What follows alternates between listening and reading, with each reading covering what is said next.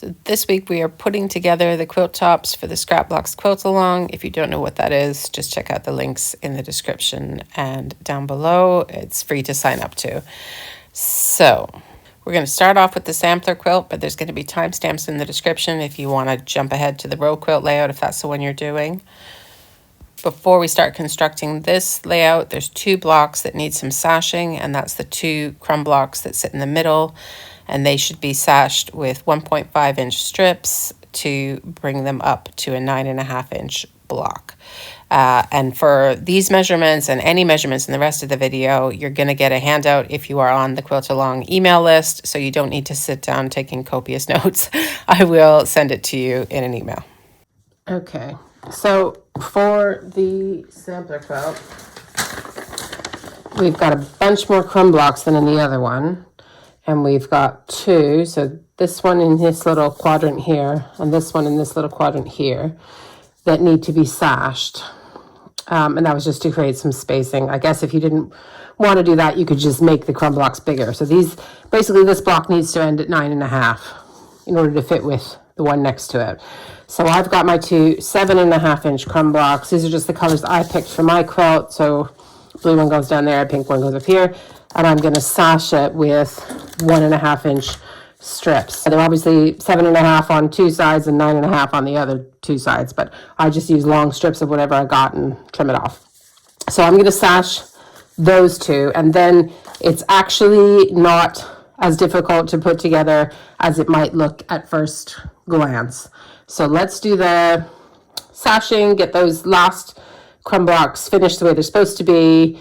Nothing else in this layout needs proper sashing. We just have a few kind of spacer things, and I'm going to explain those next. Okay, so here's our sashed blocks, and we're going to start in the middle. Obviously we have the big, can you see that? Oh, here, yeah. So for the sampler quilt layout, we're going to start in the middle section. It's basically made up of 4 quadrants. So 2 4 patches and then the 2 bigger blocks. And in order to make them fit, I've got these 2, I guess we're going to call them sashing or spacer strips. I've put the measurement here at 18 by 2.75. If you do the math, it should be 2.5 inches, those spacer strips. But when I did it, my 1/4 inch seam is obviously not great. We know that from previous videos. So I ended up a bit short. So I took it off and added just a 2.75 inch strip and then trimmed the section down to what I needed. It just caused me less hassle. So that's the measurement I've put, but you will need, if you use that 2.75, you will need to trim it down a bit.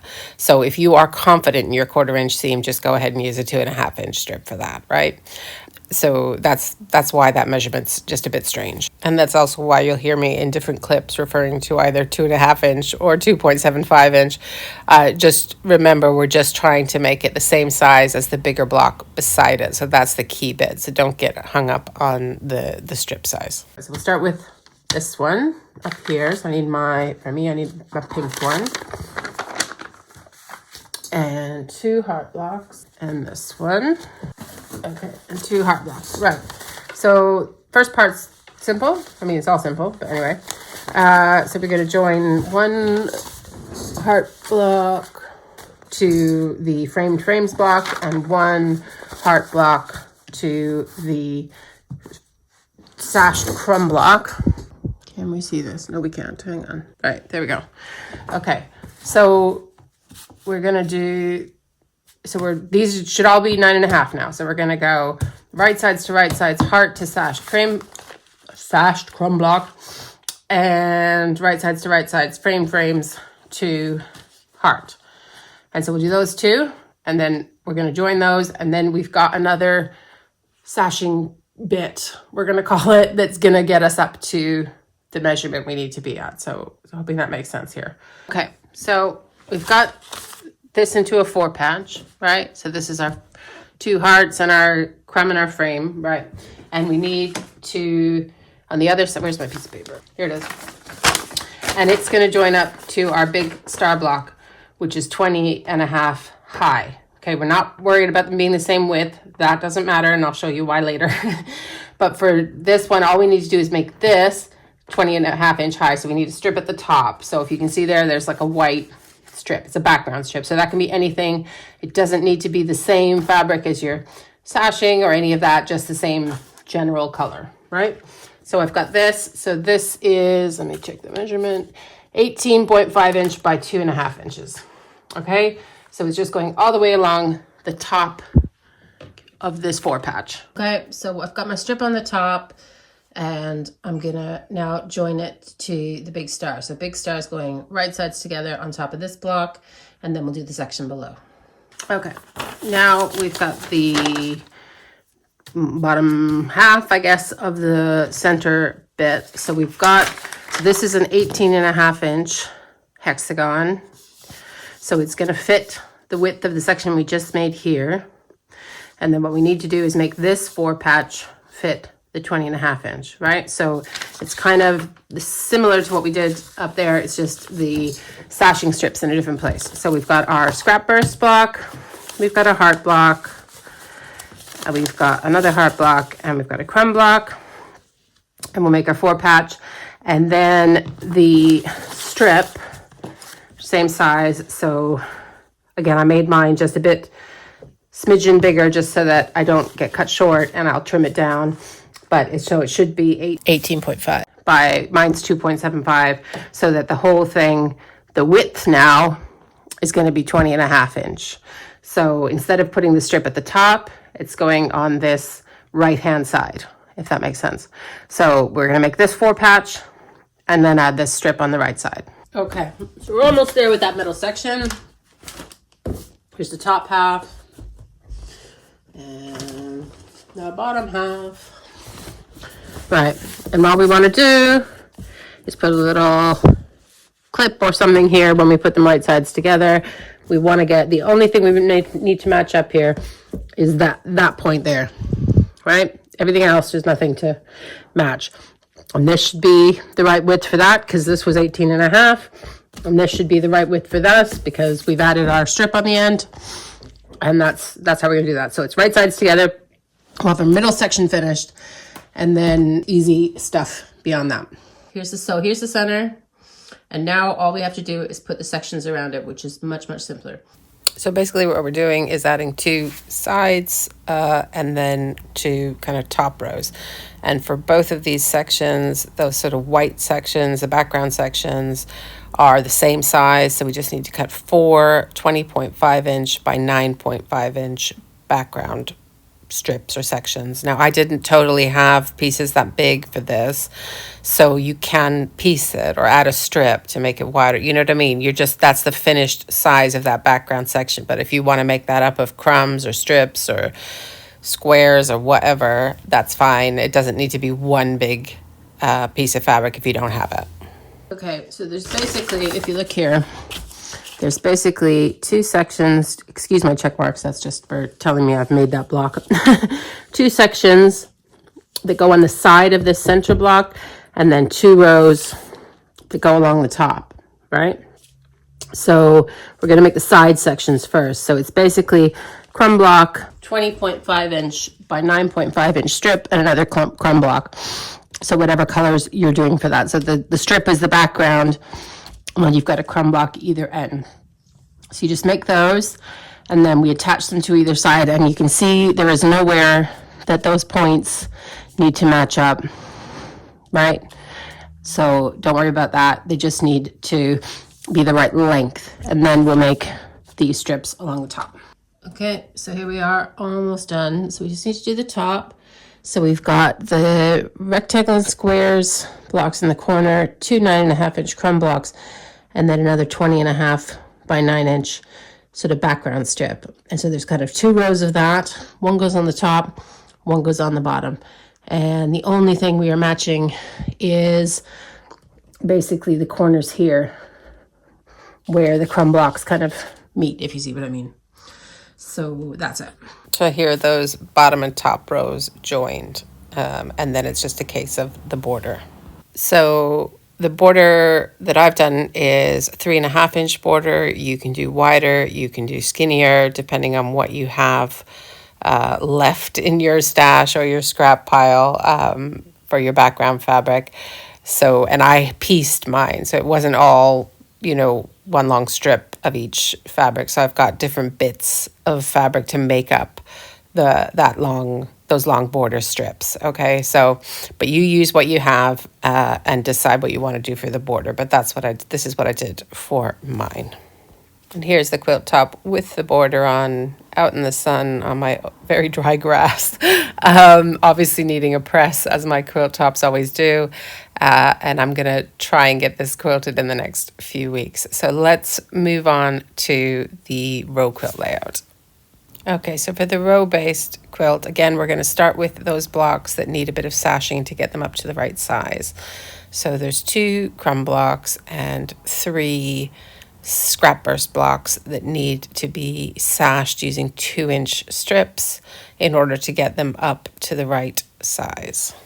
So we're going to take this one row by row, starting with row 1. So before we do anything else for row 1, you'll have 2 crumb blocks that are 12.5 inches. So for me, that's the navy ones. But you'll also have 2 that are 9.5 that we need to sash. So we just need any back of your background fabric. Doesn't have, this is all solids, but you could have a mix of your background fabrics, just like anything else. 2 inches. We're trying to get this up to 12.5. So 2 inches all the way around. It can be 2 on this side, 2 on this side, or you can go around like that. So I'll show you mine in a second. So you're just sashing your smaller crumb blocks in row 1 up to 12.5. Okay, so here are my blocks set out before I join them. So basically you just need them all to be 12.5. The center one is the one that when I was doing that block, I was telling you it's a bit wonky. It definitely is, but I've just trimmed it to embrace the wonky. That's fine. So don't stress about small imperfections or things being just not quite. All you need is for all the blocks to be the same size. And in this case, we're looking for 12.5 inch square. And then we just join them right sides to right sides all the way along until we have our row 1 done. So there's row 1 all sewn up. And then we're gonna move on to row 2, which is the rectangles and squares blocks. Really, really simple. Just a note at this point though, don't join your rows together yet because we do have some kind of, I guess, row dividers or horizontal sashing between the rows, whatever you want to call it. And we're going to talk about that at the end. Okay, row 2 can't get much easier. Basically, we've got our 6 blocks and 2, I'm going to call them row ends, 3.5 by 9.5 inch. It's just to space out so it's the same length as all the other rows. So I'm orienting my background down and the colors at the top, but you do what you want to do. So you really just have to lay them out, play with them, decide how you want it to go. And then if you have left the paper on the back, then you just sew the blocks right sides together using that 1/4 inch seam. And then when you get to either end, you sew on your row end, so one on this end and one on the other end. And that's it. So I've just got to decide what order I want these in and then sew them up. So here's row 2 sewn up, and it's on to row 3, the one with the hearts. Okay, so row 3 we're on now, which is the hearts, or whatever you've done in their place if you didn't do the hearts. Plus, so it's very similar to the last one, plus 2 3.5 by 9.5 inch strips to end your rows. So again, I just need to pick what order I want these in. I've still got the papers on the back again. And then I will put it all together. So there's that row all joined. And again, just like the last one, we're not going to join the rows yet because there's some like spacer sashing rows, whatever you want to call them, that are going to go in between. So we're just going to move on to the next row first, and then we'll do that bit at the end. So moving swiftly on to row 4, we're almost done, guys. Okay, so these are the blocks that make up the 4th row. So there's 3 of the scrap burst blocks and 2 of the kind of improv wonky hexagon ones. And the wonky hexagon ones are 12.5, and the scrap burst ones are 9.5. So we need to sash them up to 12.5. So it's the same as the crumb blocks from the 1st row. It's 2 inches all the way around of strips. Okay, so I've got this one left to sash, so I'm going to go do that. And then all we're trying to do is get the scrap burst blocks to be framed in your background color or sashed, however you want to say that. and be the same 12.5 inches as these two hexagon blocks. And then we're going to join them all. So there's no extra like end of row things in this row. So all we got to do is sash the scrap burst blocks, and then we can finish up this row as well. Okay, so here it is joined. Doing this at nighttime again, so lighting, if you've come here for professional camera work and lighting, you're on the wrong channel, right? Anyway, so that's row 4 done. So we've got one more row to go, and then we're just going to do that sashing, sort of in between the rows sashing that I was talking about, and then we will be done, except for the border, of course. But really, only 5 rows, so we're nearly at the end here. And so this is going to be row 5. It's literally just the big, what did I call it? Big star block and the 2 big scraps block. I've oriented them the right way in this video, unlike the one before. And there's nothing else that we have to do. So we're just joining the 3 massive big blocks to make our 5th row. Okay, so that's row 5 done. It was easy as that. No points to join, nothing to worry about. Okay, so the next thing is what I'm calling these row separators, or you can call them horizontal sashing. Basically, it's 4 3-inch by 60.5-inch strips is what I designed to put in the quilt. However, this is a scrappy quilt where we didn't really calculate our background fabric before we started. I didn't give you those fabric requirements, and I told you I didn't even know if I had enough. So I didn't. I did have, I had enough blue, but basically I had to piece these strips for length. Obviously, you'd have to do that anyway because most fabric is 44 inches wide. But also, I didn't have enough for them all to be 3-inch high, I guess in this case. I always get confused saying it here. So some of my row separators are 3 inches.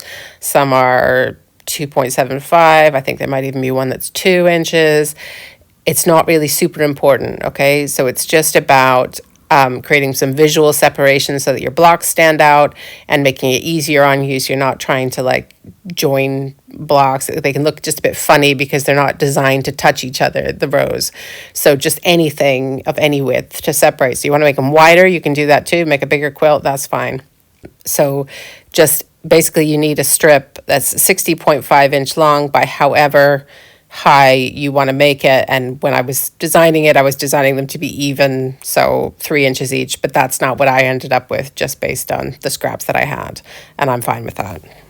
And what I did was join these to the bottom of rows 1, 2, 3, and 4. That just made it easy in my head to join them to the bottom, and then you're just joining all those rows together in order. If you had those 3-inch separators for your rows, then your border, you should need 2 66-inch by 3.5 and 2 70.5 by 3.5-inch strips. Again, you could make your border wider, narrower, whatever. And my border did not end up this size. I just pieced strips to get whatever I could, just to get some spacing around the top, the bottom, and the sides of the quilt, mostly because I'm putting it on the long arm. I can't even remember. I think my border was 2.5 inches maybe.